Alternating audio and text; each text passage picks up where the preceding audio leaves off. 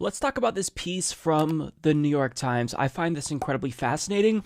So what they did was they sat down all 21 Democratic Party presidential contenders and they asked each of them the same questions. There are 18 questions in total, and I think this is incredibly fascinating. Some of these questions are great. However, not all of the questions are as substantive as I'd like. So for example, how many hours of sleep do you get a night? Don't give a shit, couldn't care less. Like, if you are getting each of the presidential candidates in a room and you're going to ask them these questions, why would that be one of the questions you ask? But with that being said, I don't want to gripe too much because I think overall this is fascinating. Now, keep in mind that I haven't actually watched these videos ahead of time, so you're seeing my genuine first-time reaction, although I do kind of have an idea as to how some of these candidates performed based on the reactions I saw on Twitter. So I know that I'm going to be disappointed when it comes to Israel. I know I'm going to be disappointed when it comes to healthcare. With that being said, let's go ahead and jump into it. I sound like Philip DeFranco. Sup. And let's just jump into it. But, so what they do for each of these questions, you click on it, and it'll give you a summary of their answers. But if you want more context, if you want to know more about their statement here, you can watch each of the candidates' individual videos. I don't think we're going to get to all of these because I don't want this to be a super long video, but let's just go ahead and we'll start with healthcare because that's something that's incredibly important to me. On healthcare, would you be focused on improving Obamacare or on replacing it with a single-payer system? Yes.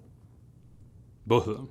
Yes. I think both. I don't see in any way that those two are mutually exclusive. I don't think we have to accept that false choice. My focus would be building on the Affordable Care Act. My focus would be building off of the Affordable Care Act. My focus would be on improving the Affordable Care Act. My focus would be on improving the Affordable Care Act. We can begin by improving the Affordable Care Act, but we have to go far beyond that. My focus would be on replacing it with Medicare for All. I believe in Medicare for All. I support Medicare for All. I think the wisest thing for us to do is to have a Medicare for All type plan as a public option. Nope. A coverage for all system. Universal coverage. Universal health care in the United States. We need to move to a universal health care system. I think we need to move towards single payer. We need to move towards a single payer system. I want to make sure that Medicare is there for everybody in this country. I believe in a Medicare for all single payer program.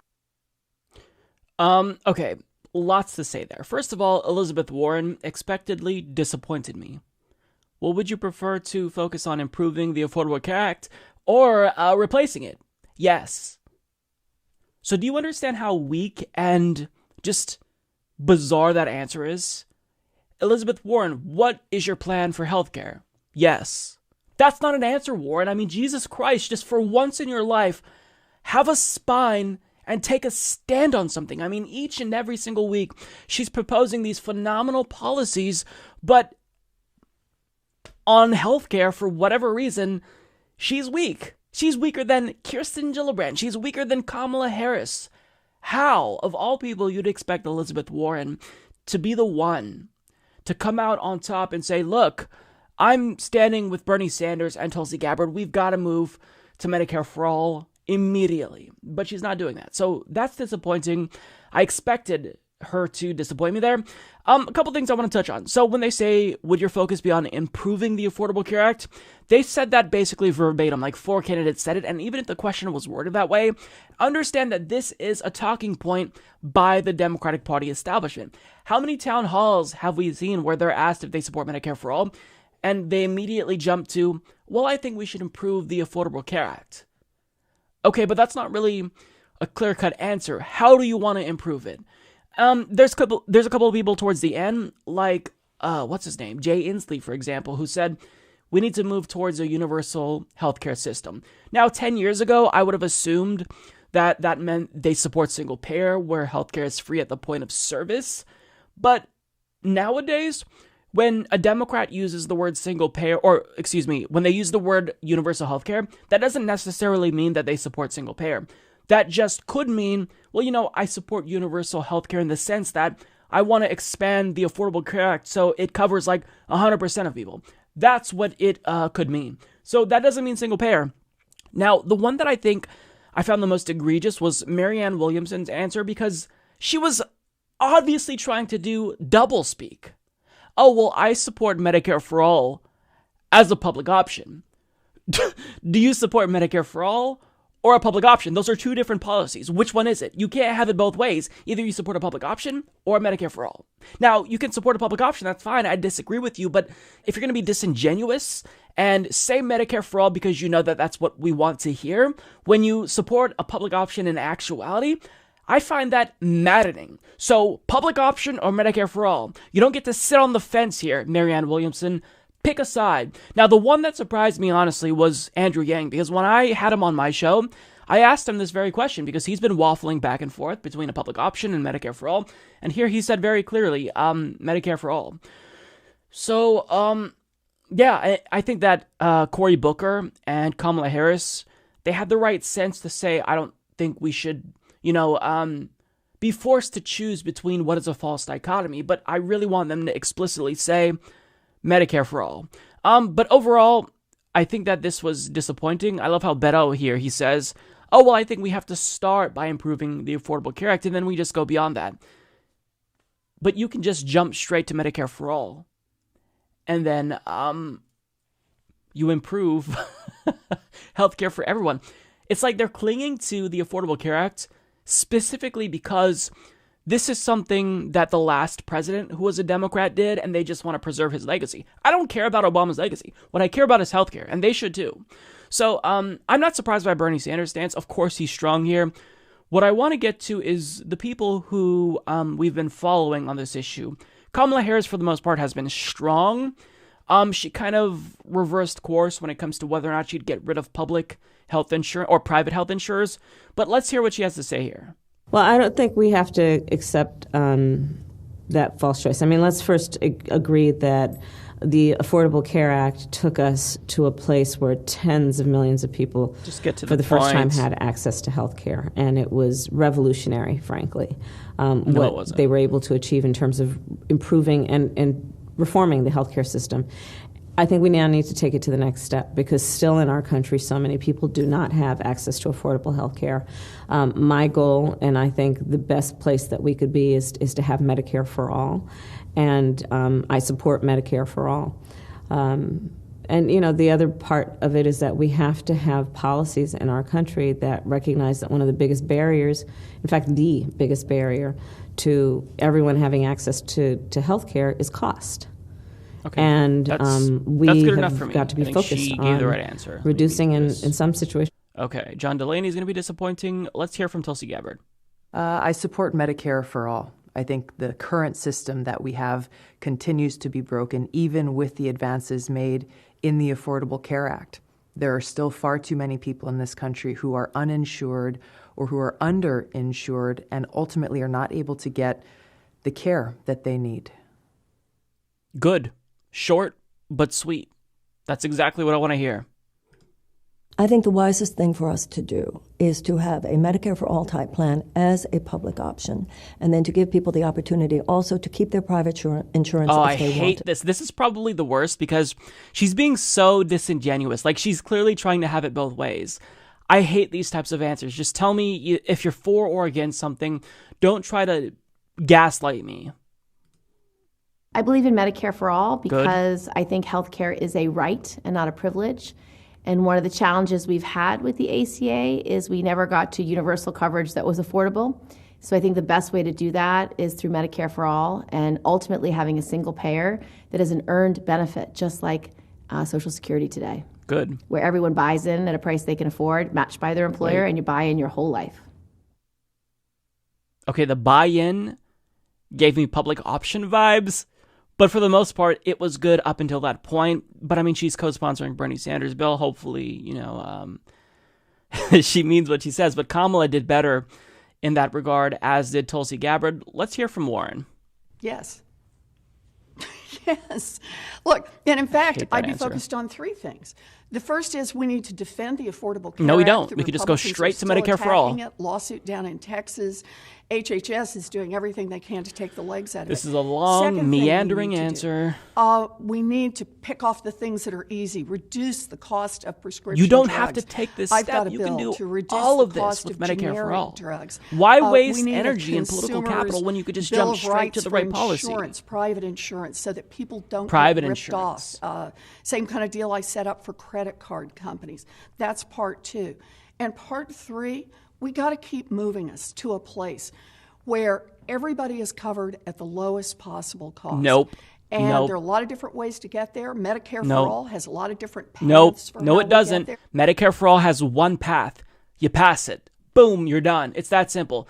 Hate this answer from Elizabeth Warren. I mean, you'd expect better from someone who's a self-proclaimed progressive, but that's a terrible answer. That's a corporate Democrat-esque answer. Let's hear from Pete, because he has been against Medicare for All. He says, I think we need to move towards single payer. Oh, here it is. The proof is in the full answer here.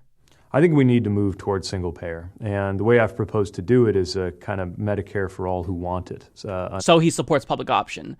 See, you have to really go beyond just that basic face level rhetoric, because there's so much disingenuity here that they're trying to mislead you, because they really know how much we want Medicare for all, and they want to tell you what we want to hear. But they don't want to say it in a direct way because they know that that'll piss off progressives. So they do it in this roundabout, sneaky way, saying, well, I support Medicare. They emphasize that word for all who want it. It's so frustrating. Let's go to Andrew Yang. My focus would be on replacing it with Medicare for All, a system that provides health care to all Americans. I think that the Affordable Care Act was a tremendous step forward, but did not go quite far enough. Okay, that's good. It seems like he is coming back around to Medicare for All. It still gives me pause because he's waffled on it before, but I mean, this is a step in the right direction. I'm not going to bother watching Bernie's because Bernie hit it out of the park. He does this every time. He's the best on this. Okay. Next, we will go to, do you think Israel meets international standards of human rights? This is a really easy answer. It's no. It should be no across the board. But I have this sinking feeling that they're all going to fuck this up.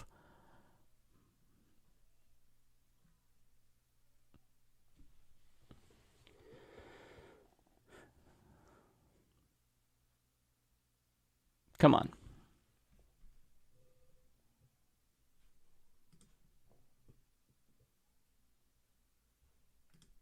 Do you think Israel meets international standards of human rights? I have great concerns about the role that Netanyahu is playing. I think... Nope.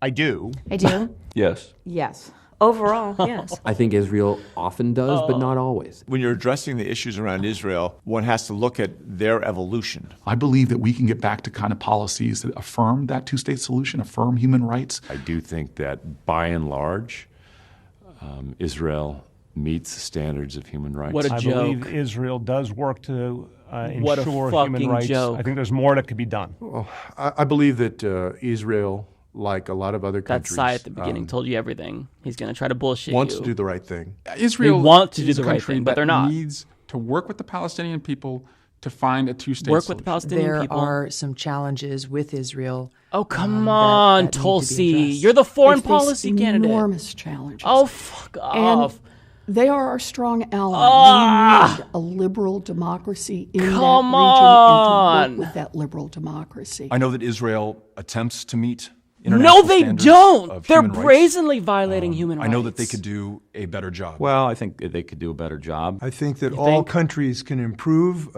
in all respects. I think that there are many countries, including the United States, that behaves in ways that do not always meet international standards of human rights. Certainly So some of does the actions that are Israel? being taken there are deeply problematic. I think Israel's human rights record is problematic and moving in the wrong direction. So they all fucked this question up royally. I guess the best, I use the word best very loosely, was Pete Buttigieg. But it's funny, he answers this question still shittily, but better than everyone else. But this week, we got word that he would not move the embassy back. So, I mean, this is all around, each and every single one of them shit the bed, including our favorites, Bernie, Tulsi, Warren. This isn't hard. It's a yes or no answer. And objectively speaking, according to human rights watchdogs, the answer is no. You don't need to go, on this long tangent and give us this long-winded response. Just be concise. No. So Kamala's wrong here. Let's see. Basically, everyone was wrong. Let's go to Elizabeth Warren. I think that Israel is in a really tough neighborhood.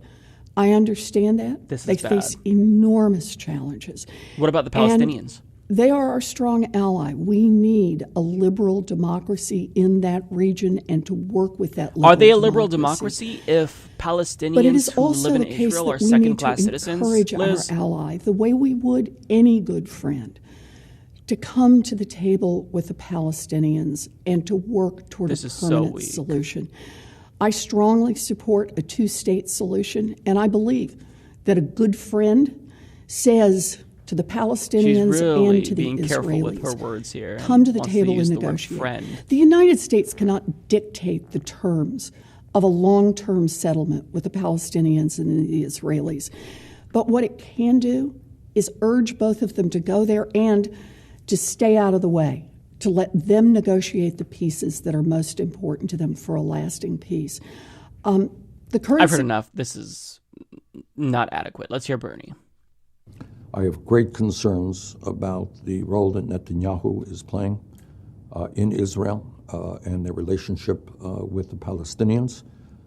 As I've said many times, I believe 100% in the right for Israel not only to exist, but to exist in peace and security. Of course, everybody just accepts that. But the role of the United States is to work with all of the entities in the region, including the Palestinians, and to do that in an even-handed way. That was such a milquetoast, weak answer, Bernie. I mean, even the best progressive in the race can't just even hit anywhere near the target on this. Let's go to Tulsi, because Tulsi, she is the foreign policy candidate. The fact that, she's having a difficult time here is so frustrating. I think that there are some challenges with Israel that need to be addressed. Could you expand on that? I think that ongoing issues that we continue to see in the conflict between Israel and Palestine are complicated, but there needs to be progress made ultimately to make sure that both the Israeli people and the Palestinian people are able to live in peace and securely. Tulsi, it is so obvious that you're avoiding the question and you're sitting on the fence. How are the progressives even fucking this question up? It's an easy question. You can say, look, if you're afraid to say anything that would, give off the perception that maybe you're anti-Israel, you can say, look, I believe in Israel. However, I go by what the international organizations are saying. I go by what the UN says. And it's obvious that they're in violation of international law. They are violating international standards of human rights. That's not my opinion. That's a fact. That's what international organizations are saying. This is easy, but progressives can't even get it right. They're all fucking it up. So disappointing. Every single one of them. I'm good. I don't want to hear anything else because it's just going to piss me off. They're all bad. Every single one of them. That was, they all get an F. Sorry. They all get an F. Wow. Okay. So, that really pissed me off.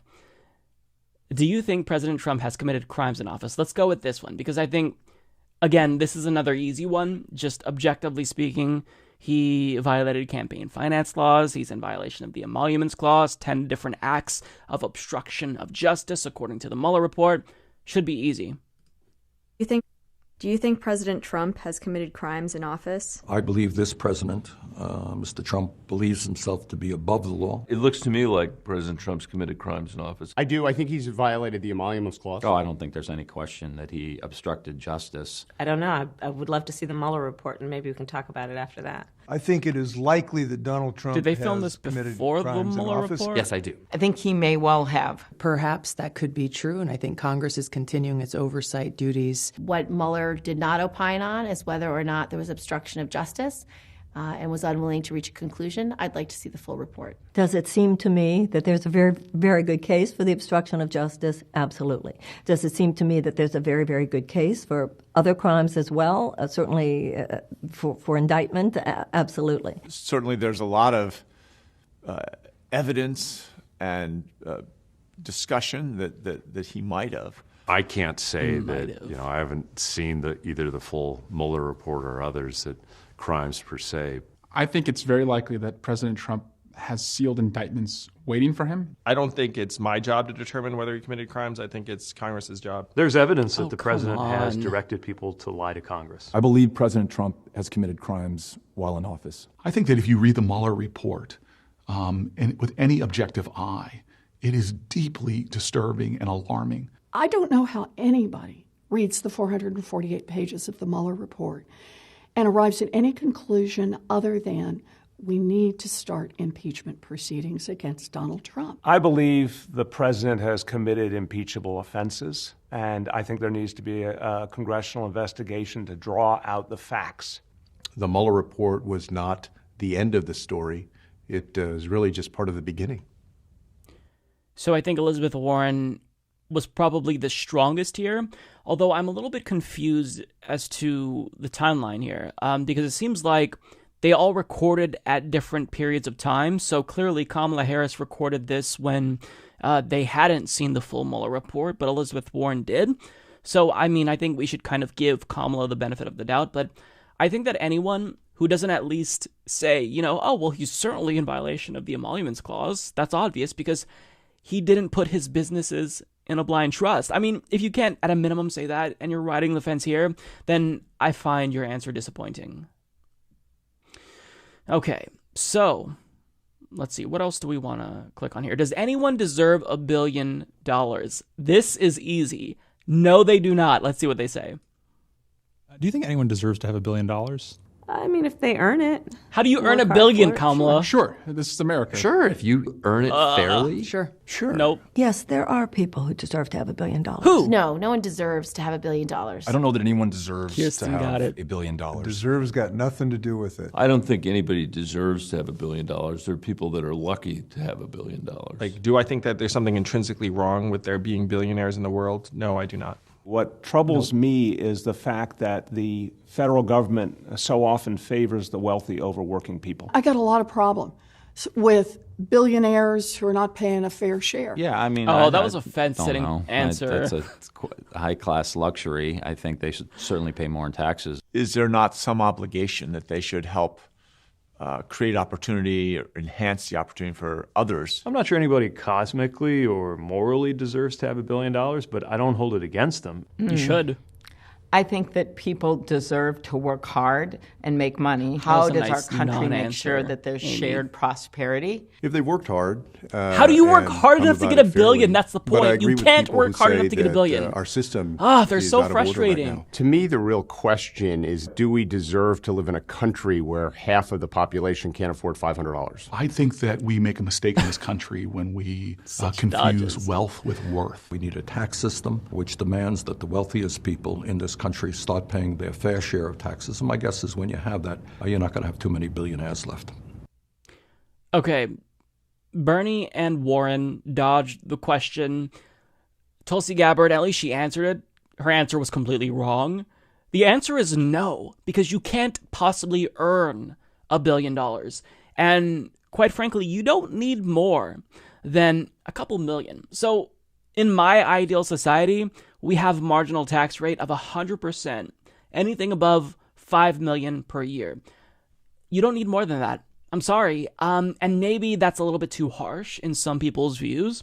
But until we start actually really reducing wealth and income inequality and solving the homelessness crisis and poverty in America, we need those funds more than these millionaires need that. Let me go to Tulsi's answer because I feel like there is more than a one-word answer. There had to be.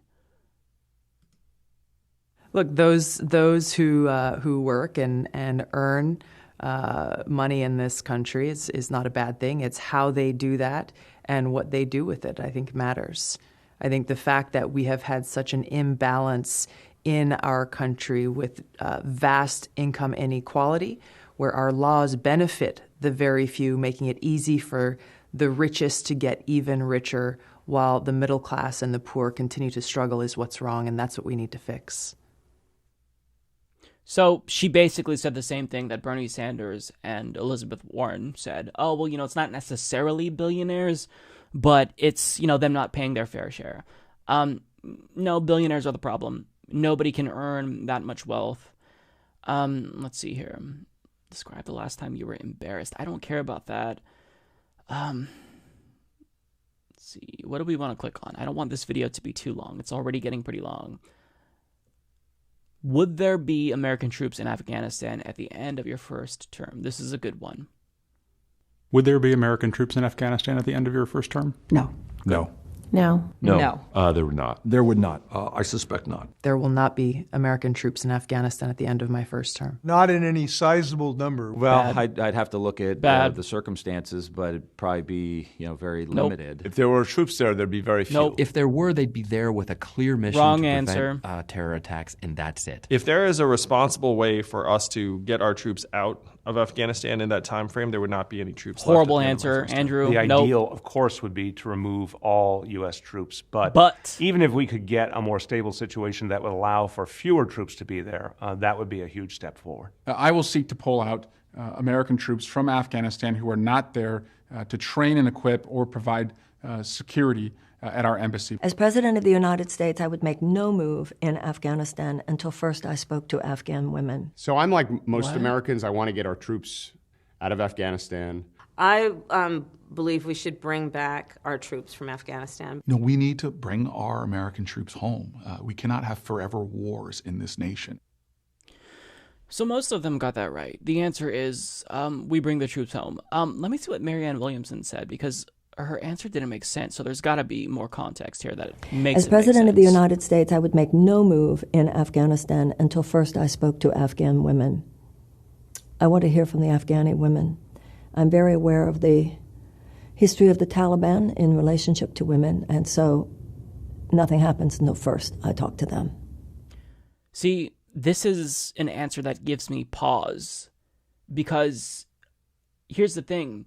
There are human rights atrocities going on everywhere around the world. The government in Myanmar is carrying out a genocide against the Rohingya. There are numerous human rights violations in Sudan. So what I think she's missing here is that she still believes that there's such thing as a humanitarian war. She is fundamentally misunderstanding why we're there. We're not there because we care about human rights. We're there because we want the minerals that are in Afghanistan. So her heart is in the right place. With that being said, I don't think she is understanding why we intervene in the first place, and that worries me. Because as president, she could be misled by generals that, there's this human rights violation here, let's invade. There's this human rights violation here, let's invade. And I don't like that. So I'm not impressed with Marianne Williamson in these talks here. Let's see. Do you support or oppose the death penalty? This is an easy answer. It's cruel and unusual punishment, and they shouldn't support this. Do you support or oppose the death penalty?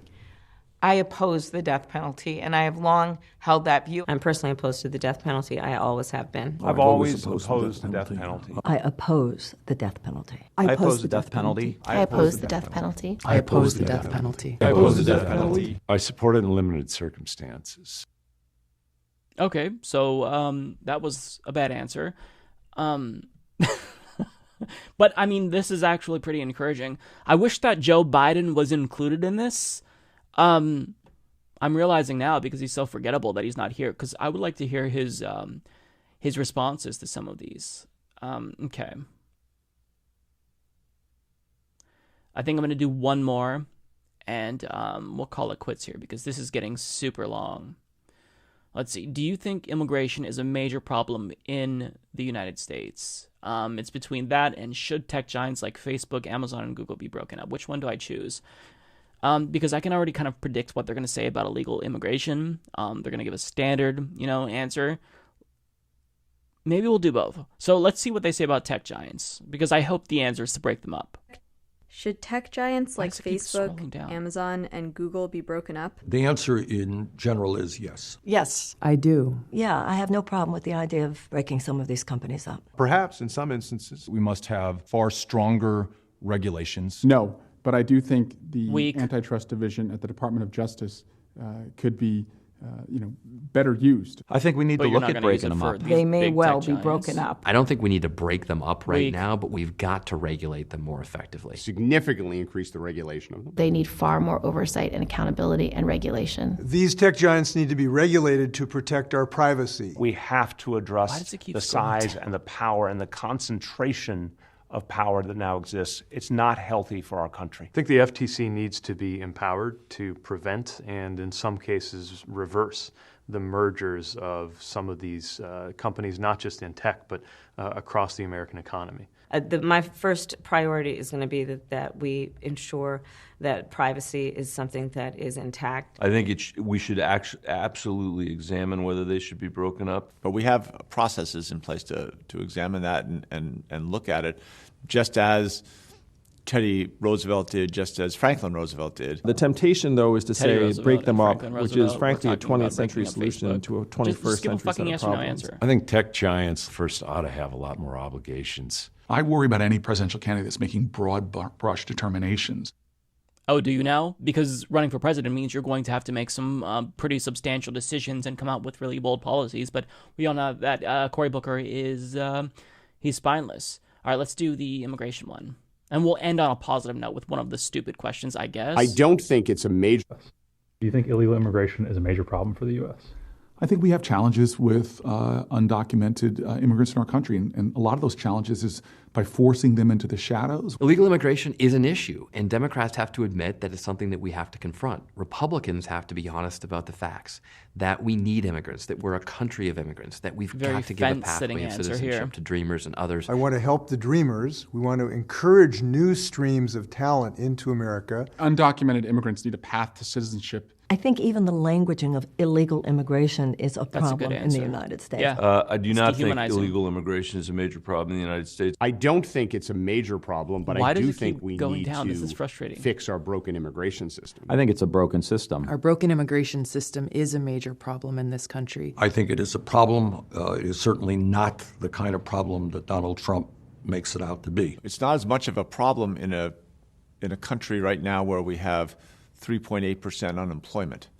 But that being said, we need a system where everyone plays by the rules. I think we have in this country an immigration crisis that's self-created. I think the big problem in the United States... The major problem for the United States is that we need to pass comprehensive immigration reform. Comprehensive immigration reform. I think that we have done nothing about immigration for so long. This we keeps haven't scrolling done down. enough to figure out a smart way to bring people that are in our country to citizenship. We have over 12 million undocumented immigrants here in America, and that is a major problem, yes. No. That's a bad answer, Undocumented Andrew. immigration is an opportunity. It's an opportunity for us to rewrite our laws. We need to be doing more when it comes to immigration reform. I think the biggest problem we've got right now starts down in Central America.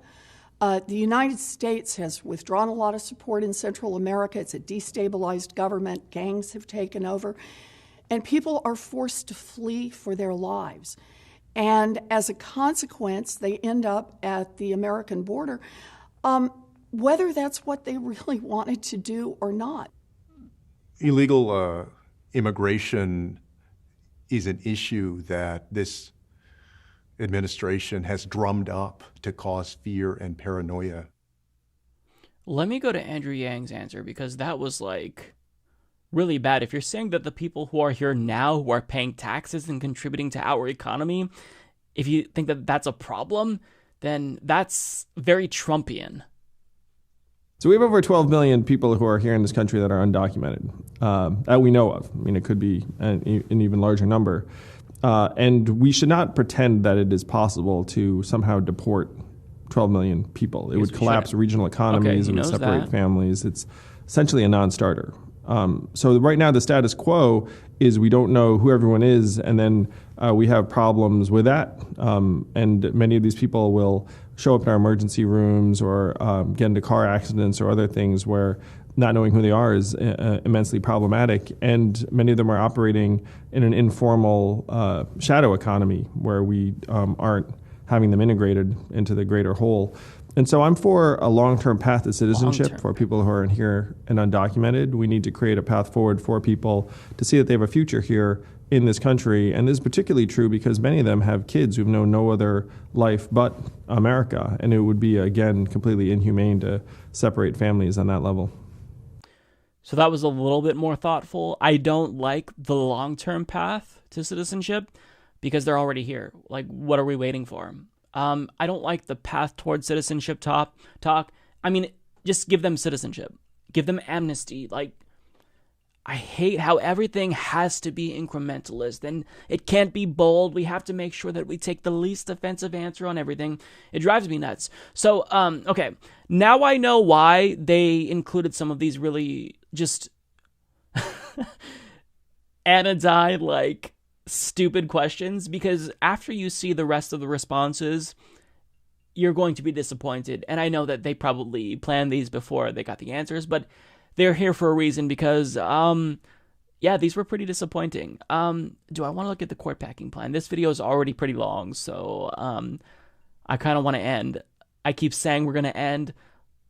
Let me look at the court packing one really quick. And then we'll end on a stupid question. Are you open to expanding the size of the Supreme Court? I am open to that discussion. Expanding the size of the Supreme Court is something I am thinking about right now. It would make total sense to institute a term limit of 18 years, and it also would make total sense to increase the number of justices on the Supreme Court. I believe we need to reform the Supreme Court, but it's not just about the number of justices. I don't know that expanding the size of the Supreme Court is the best way to address legitimate concerns we have with its objectivity. I'm open to any idea that can make sure a woman's right of choice is protected. I am open to it. I'm open to it. I am open to that. I'm open. I don't think that expanding the size of the Supreme Court solves the problem. I don't believe that expanding the size of the Supreme Court is the answer. I am not. I do not think expanding the Supreme Court makes sense. No. Where does that stop? Is it a race to the bottom? I'm not convinced that expanding the size of the Supreme Court is going to fix anything. Roosevelt tried that in the 1930s, didn't work so well. Expanding the size of it, I think, would require a national discussion. You know, I would be open to giving Merrick Garland a seat because I think what happened to him was terrible. I think what Mitch McConnell did was unpatriotic and in many ways an attack on the Constitution. Let me see what Tulsi and Bernie said in the expanded answer here. Because I don't like Bernie's answer. I don't. The point of threatening them with the court packing plan was to get them to stop undoing all of the New Deal reforms. Like, we call it the Lochner era because the Supreme Court was essentially rogue, and he was threatening to pack the courts to scare the shit out of them. So if Bernie isn't looking at that as a strategy, that's super disappointing. I think the Roosevelt tried that in the 1930s, didn't work so well for him. Packing the courts is a great idea when you're in power, not such a great idea when your political opponents are in power. And so, you know, if you go from 9 to 13 and go 13 from 7 to 17, it never ends. But I am open to the idea of rotating judges out of the Supreme Court into courts of appeals, for example, to allow them to get a new look at the real world that is out there. But I'm not in favor of packing the courts. Yeah, that's not a really good answer from Bernie, in my opinion. I get what he's saying about, oh, well, you know, if Democrats, when they expand the court, then Republicans will expand the court. Well, once you expand the court, then you try to stop Republicans from doing the same thing. Like, you have to fight dirty and fight fire with fire. They stole a Supreme Court seat from President Obama. So now all bets are off. Civility is gone. Now you just, you take back the court if they're going to be just doing the bidding of corporate America and letting capitalism infiltrate in our democracy. Like, something has to be done. So the idea that he's open to, like, rotating them between the circuit courts and whatnot, that's a step in the right direction, but something has to be done. Like, we can't allow the Supreme Court to fuck up the country for a generation. That's just completely unacceptable. Let's go to Tulsi here. I don't think that expanding the size of the Supreme Court solves the problem that we're facing, where the court has increasingly become a partisan political entity. That's true. Even if you add more numbers to the Supreme Court, you're still not going to solve the problem. How, unfortunately, those who are appointed are largely appointed on partisan reasons, rather than making sure Supreme Court justices are chosen based on their commitment to upholding and defending our Constitution. Yeah, I would have liked to know how you depoliticize the court then, but, you know, it's not my number one issue. All right, that's it. I'm not going to do any more. Let me just go ahead and we'll get to a stupid question here. What's your comfort food on the campaign trail? And then we'll end there, so that way we're leaving on at least a somewhat positive note. Unless they fuck this question up too. Then I don't know what to say. What's your comfort food on the campaign trail? When you're a vegan, that means lots of veggies on the go. I try to stay away from it, but vegan cupcakes is probably a real threat on the trail. Any kind of fast food. I love a good hamburger. I mean, you can't beat a burger for a quick classic American meal. Grilled chicken sandwich from McDonald's, no sauce. 2 of them. A baked potato. Italian sausage sandwich at Paskey in Pueblo, Colorado. I think if I've got one go-to, it's like pulled pork. Kind bars are my comfort food. I do have a sweet tooth, and I will look for those little bowls of, you know, M&Ms or mints. It was M&Ms, but I've taken an oath now to lay off of the M&Ms to maintain belt security. Last time out, we did a trip to the West Coast, and I gained 3 pounds in 4 days, so there's too much comfort food. I have no comfort food. The word got out that I like beef jerky, do. And so people have been kind enough to give that to me on the road sometimes. I'm an ice cream guy. I don't have a comfort food. I have a comfort drink, which is iced tea. It's really comfort coffee. My favorite coffee is a mocha. Glass of whiskey at the end of the night. Probably chips and guacamole. French fries. I love a good French fry. Or a few. Or many. Or just the whole thing. Now this just made me hungry. So now I'm angry and I'm hungry. But that's it. Let's stop the video. This is like 3.5 hours long. You know, I'll link to this down below if you want to check it out yourself. If you want to see the other questions, some of these might be interesting. Like, do you think that it's possible for the next president to stop climate change? I already know what they're going to say, which is why I didn't click it. I think it's possible for us to kind of lead the way and get the rest of the world to come to the table and get us on that trajectory. They're going to say something like that. In an ideal world, would anyone own handguns? They're all going to say yes. So I've got the main questions that I wanted to see answered out of the way. But, you know, I like that the New York Times did this. Hopefully they continue to release these, because I think these are really helpful in getting to know where the candidates stand on a range of issues. By and large, the ones that were really important, I was super disappointed. Like the Israel-Palestine, I hope that they all see this and they reflect, because each and every single one of them gave an absolutely atrocious response. Even our favorites, even Bernie, even Tulsi, even Warren, even Yang, they need to do better here. But with that being said, this is insightful, so I'm glad that they released this.